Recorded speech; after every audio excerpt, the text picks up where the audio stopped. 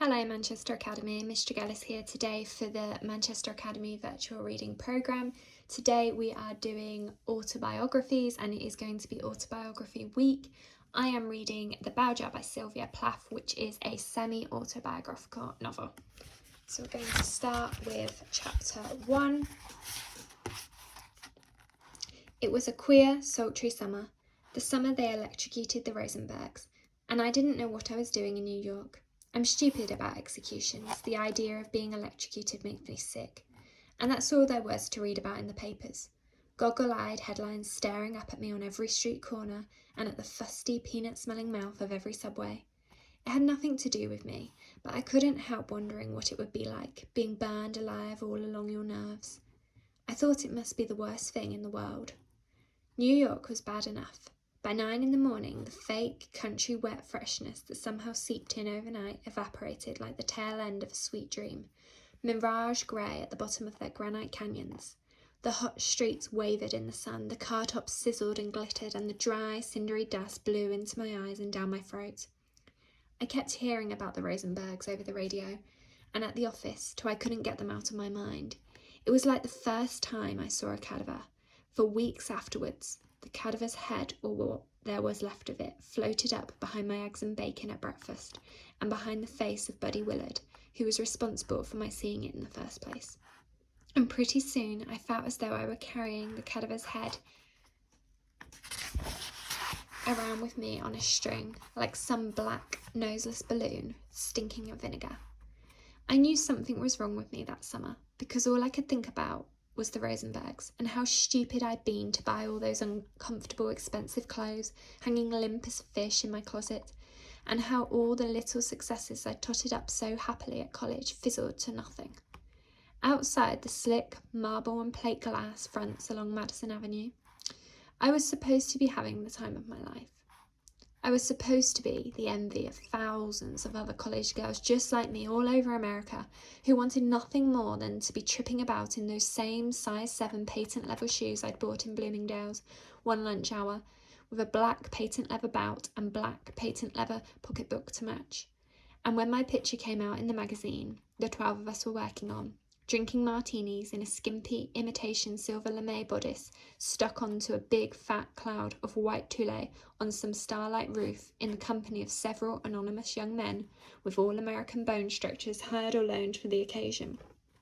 Everybody would think I must be having a real whirl. Look what can happen in this country, they'd say. A girl lives in some out-of-the-way town for 19 years, so poor she can't afford a magazine, and then she gets a scholarship to college and wins a prize here and a prize there, and ends up steering New York like her own private car. Only I wasn't steering anything, not even myself. I just bumped from my hotel to work and to parties, and from parties to my hotel and back to work, like a numb trolley bus. I guess I should have been excited the way most of the other girls were, but I couldn't get myself to react. I felt very still and very empty, the way the eye of a tornado must feel, moving dully along the middle of the surrounding hullabaloo. There were 12 of us at the hotel. We had all won a fashion magazine contest by writing essays and stories and poems and fashion blurbs, and as prizes they gave us jobs in New York for a month, expenses paid and piles of free bonuses, like ballet tickets and passes to fashion shows and hairstylings at a famous expensive salon, and chances to meet successful people in the field of our desire, and advice about what to do with our particular complexions. I still have the makeup kit they gave me, fitted out for a person with brown eyes and brown hair, an oblong of brown mascara with a tiny brush and a round basin of blue eyeshadow, just big enough to dab the tip of your finger in, and 3 lipsticks ranging from red to pink, all cased in the same little gilt box with a mirror on one side. I also have a white plastic sunglasses case with coloured shells and sequins and a green plastic starfish sewed onto it. I realised we kept piling up these presents because it was as good as free advertising for the firms involved. But I couldn't be cynical. I got such a kick out of all of those free gifts showering onto us. For a long time afterwards I hid them away, but later, when I was all right again, I brought them out. And I still have them around the house. I use the lipsticks now and then, and last week I cut the plastic starfish off the sunglasses case for the baby to play with. So there were 12 of us at the hotel. in the same wing, on the same floor, in single rooms, one after the other, and it reminded me of my dormitory at college. It wasn't a proper hotel. I mean a hotel where there are both men and women mixed about here and there on the same floor. This hotel, the Amazon, was for women only, and they were mostly girls my age with wealthy parents who wanted to be sure their daughters would be living where men couldn't get at them and deceive them. And they were all going to posh secretarial schools like Katie Gibbs, where they had to wear hats and stockings and gloves to class. Or they had just graduated from places like Katie Gibbs and were secretaries to executives and junior executives and simply hanging around in New York waiting to get married to some career man or other. These girls looked awfully bored to me.